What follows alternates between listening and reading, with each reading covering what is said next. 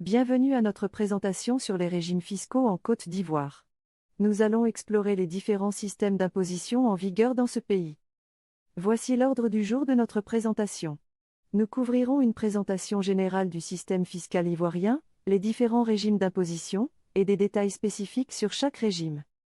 Le système fiscal ivoirien prévoit divers régimes d'imposition, un ensemble d'impôts et de taxes, et les contribuables soumis à ces impôts et taxes. Il existe plusieurs régimes d'imposition en Côte d'Ivoire, adaptés aux différentes tailles et types d'entreprises, allant des très petites entreprises aux grandes entreprises. Le régime de l'entreprenant a été institué par une annexe fiscale de la loi de finances en 2020. Il comprend la taxe communale de l'entreprenant et la taxe d'État de l'entreprenant. La taxe communale de l'entreprenant inclut les taxes communales, l'impôt sur les traitements et salaires, et s'applique aux personnes physiques ou morales avec un chiffre d'affaires inférieur à 5 millions de francs CFA.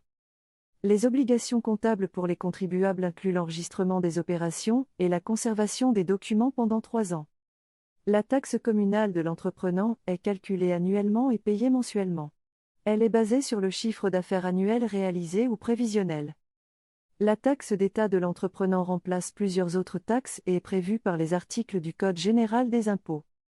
Les personnes physiques ou morales avec un chiffre d'affaires annuel entre 5 millions et 50 millions francs CFA sont soumises à la taxe d'État de l'entreprenant. Les contribuables doivent souscrire leur déclaration de taxe d'État chaque année avant le 15 janvier, en utilisant un formulaire conforme. Le montant de l'impôt est fixé à partir de la déclaration du contribuable. En cas d'établissement multiple, chaque établissement est considéré comme une entreprise distincte. La base de la taxe est le chiffre d'affaires annuel toutes taxes comprises. Le taux de la taxe est fixé à 5%, avec des réductions possibles. Le paiement de la taxe d'État se fait mensuellement, avec des obligations de conservation des documents et des dates limites pour le dépôt des états financiers. Le régime des micro-entreprises est prévu par les articles du Code général des impôts et exonère de certains autres impôts et taxes.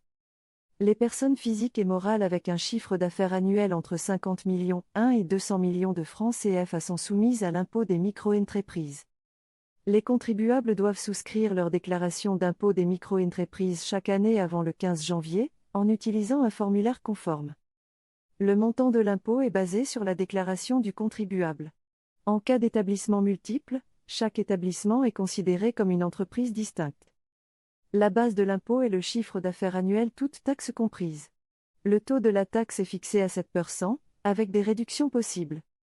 Le paiement de l'impôt des micro-entreprises se fait mensuellement, avec un versement égal ou un 12e de l'impôt annuel exigible. Les contribuables ont plusieurs obligations, notamment la présentation des résultats financiers conformément au système minimal de trésorerie révisé du SISCOADA, la tenue d'un enregistrement chronologique des factures d'achat et de dépenses, ainsi que la conservation des documents pendant 3 ans. Le non-respect de ces obligations peut entraîner des amendes de 50 000 francs CFA pour défaut de conservation ou de production des documents. Les états financiers doivent être déposés au plus tard le 30 juin pour les entreprises disposant de commissaires aux comptes et le 30 avril pour les autres. Les établissements secondaires doivent inclure les données d'achat et de vente pour chaque site, sous peine d'amende de 1 million de francs CFA en cas de non-conformité. La transmission électronique des états financiers est obligatoire, et les micro-entreprises ont des exigences spécifiques en matière de TVA et de retenue à la source. Les contribuables relevant du régime des micro-entreprises peuvent opter pour le régime réel simplifié si leur chiffre d'affaires annuel atteint ou dépasse 100 millions de francs CFA.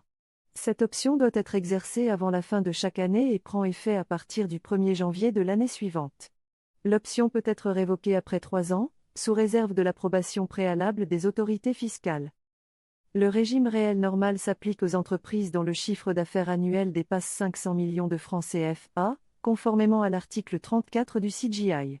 Les entreprises peuvent passer au régime simplifié si leur chiffre d'affaires est inférieur à 500 millions de francs CFA pendant 3 années consécutives. Les ajustements du chiffre d'affaires sont effectués pour les entreprises nouvellement créées ou cessant leurs activités en fonction de leur période d'exploitation. Les contribuables doivent produire des états financiers annuels conformément au SISCOADA révisé, à la loi sur la comptabilité bancaire et au code CIMA. Ils doivent également déposer des déclarations fiscales mensuelles et effectuer les paiements auprès des autorités fiscales, ainsi que soumettre les états financiers au plus tard le 30 juin pour les entreprises disposant de commissaires aux comptes et le 30 avril pour les autres. La transmission électronique est obligatoire, mais des copies papier doivent être conservées en cas de divergence. Le régime réel simplifié, RSI, s'applique aux personnes physiques et aux entreprises dont le chiffre d'affaires annuel se situe entre 200 millions et 500 millions de francs CFA. Les entreprises dont le chiffre d'affaires est inférieur à 200 millions de francs CFA relèvent du régime fiscal des micro-entreprises. Des ajustements de chiffre d'affaires sont effectués pour les entreprises nouvellement créées ou cessant leurs activités, en fonction de leur période d'exploitation. Les contribuables doivent produire des états financiers annuels conformément au CISCO-ADA révisé, à la loi sur la comptabilité bancaire et au code CIMA. Ils doivent déclarer leurs résultats selon le régime normal et déposer des déclarations fiscales trimestrielles auprès des autorités fiscales.